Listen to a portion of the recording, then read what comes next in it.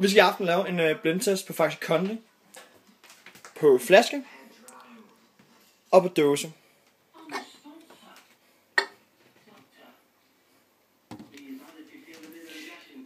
De glas her har henholdsvis hældt Faxe Kondi fra dåsen og fra flasken i. Olfert er inde ved siden af, og han skal så teste, om man kan smage forskel. Han mener, at Faxe Kondi flaske fra dåsen smager bedre. Den der og den der er fra den der, mens de to andre er fra den der. Olfert, prøv lige at komme i gang.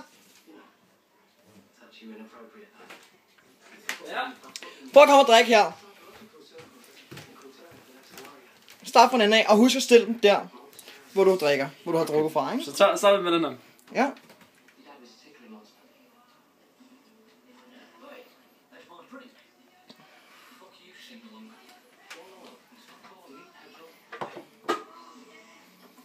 Altså det er sådan en lille smule LBL-agtigt. Nu har du kun taget et glas. Jeg har kun taget et glas. Ja. Må jeg godt tage et glas mere, inden jeg beslutter mig for, hvad der er hvad? Jeg synes, du smager alle fire. 2 af dem, de er fra dåse. Og 2 af dem, de er fra flaske.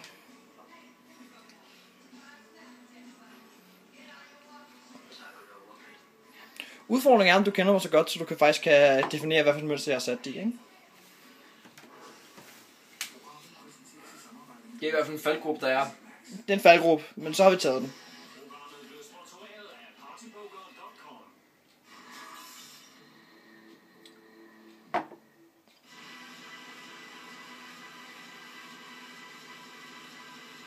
Så er der nogen usikkerhed. 2 af dem er fra dåse, og 2 af dem er fra flaske. Begge 2 er nyåbnet.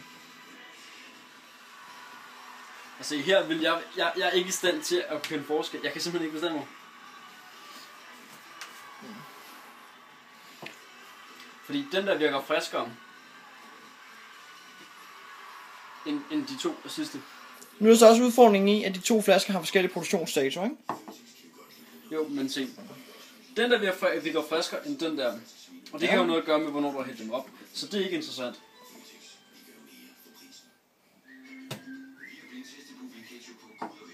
Nej, de to, de er ens, de er fra dåsen. Og de to, de er fra flasken. Det er faktisk rigtigt.